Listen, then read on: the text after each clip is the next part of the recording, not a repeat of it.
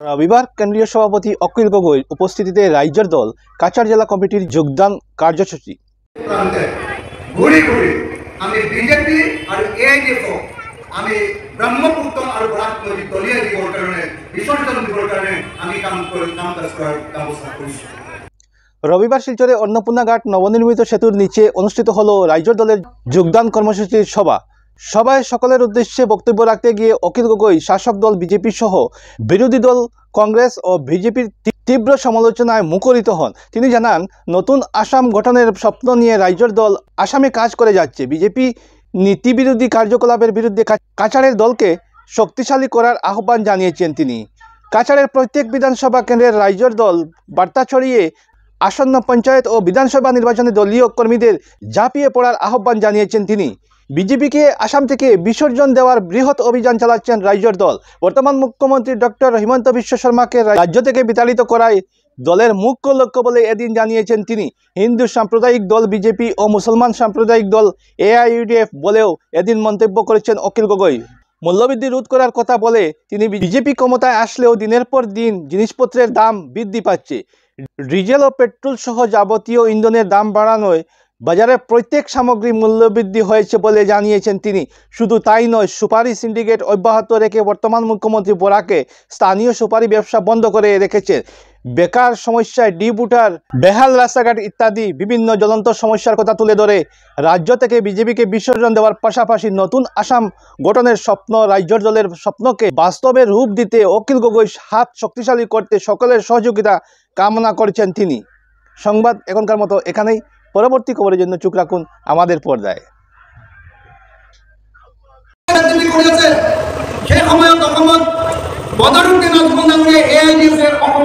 মুসলিম সাম্প্রদায়িক রাজনীতি করে আছে। অসমৰ ইতিহাসৰ আটাইতকৈ ডাঙৰ হিন্দু সাম্প্ৰদায়িক ৰাজনৈতিক দলটোৰ নাম হ'ল বিজেপি আৰু মুছলমান সাম্প্ৰদায়িক ৰাজনৈতিক দলটোৰ নাম হ'ল এআইডিএফ। আমি অতি স্পষ্ট ভাষাত ক'ব খুজিছো যে ৰাইজৰ দলে যেনেকৈ হিন্দু সাম্প্ৰদায়িক দল বিজেপি আৰু আৰএছএছক যেনেকৈ আমি ঘৃণা কৰোঁ, ঠিক তেনেকৈ মুছলমান সাম্প্ৰদায়িক দল এআইইউডিএফকো আমি ঘৃণা কৰোঁ আৰু বিজেপি আৰু এআইডিএফ এই দুইটা দলকে একেলগে ব্ৰহ্মপুত্ৰ দলীয় কৰিব নোৱাৰোঁ, একেলগে ৰাইজৰ দলকে ঘূৰি ঘূৰি আমি বিজেপি আৰু এআইডিএফক আমি ব্ৰহ্মপুত্ৰ আৰু বৰাকনদী দলীয় দিবৰ কাৰণে বিসৰ্জন দিবৰ কাৰণে আমি কাজ কৰাৰ ব্যৱস্থা কৰিছোঁ। চৰকাৰ ৰাইজ আপোনালোকে সকলোৱে জানে যে বিজেপি শাসনলৈ আহিছিলে, কৈছিলে যে আমি মেহেংগা হটাएंगे। बीजेपी बोला था कि महंगा हटाने के लिए बीजेपी आया है। কৈছিলে না নাই বাৰু? महंगा বা মূল্যবৃদ্ধি ৰোধ কৰিবৰ কাৰণে বিজেপি চৰকাৰ লাগে বুলি কৈছিলে। কিন্তু যোৱা সময়খিনি আমি দেখিবলৈ পালোঁ বিজেপি চৰকাৰ অহাৰ পাছৰ পৰা সকলো বস্তুৰ দাম বাঢ়ি গ'ল। যি বস্তু এটা মুৰ্গীৰ ডিমা আগতে আমি 2 টাকাত কিনি খাইছিলোঁ, মুৰ্গীৰ ডিমা, এতিয়া সেই মুৰ্গীৰ ডিমাৰ দাম হ'লগৈ 8 টকা। 8 টাকা হয়নে নহয়?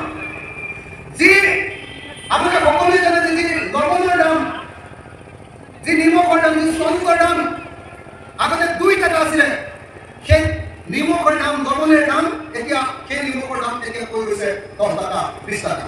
পেকেট নিমখলৈ কিন্তু 20 টকাৰ দাম কৰিছে। যি গেছ চিলিণ্ডাৰৰ দাম আমি 470 টকাত কিনিছিলোঁ, নৰেন্দ্ৰ মোদী শাসনলৈ অহাৰ আগতে 414 rupees এটা গেছ চিলিণ্ডাৰৰ দাম আছে। সেই গেছ চিলিণ্ডাৰৰ আজিৰ দামটো হ'ল 1152 টকা। 1152 rupees 1152 টকা হৈ গৈছে এটা গেছ চিলিণ্ডাৰৰ দাম। প্ৰত্যেকটো বস্তুৰ দাম বাঢ়িছে। এনে কোনো বস্তু নাই যিটো বস্তুৰ দাম বঢ়া নাই। যি মচুৰ দাল আমি কিনি খাইছিলোঁ আগতে 48 টকায়, 48 rupees আছিলে, 48 টকা। সেই মচুৰ দাইলৰ দাম আজি 1 কিলোৰ দাম হৈ গৈছে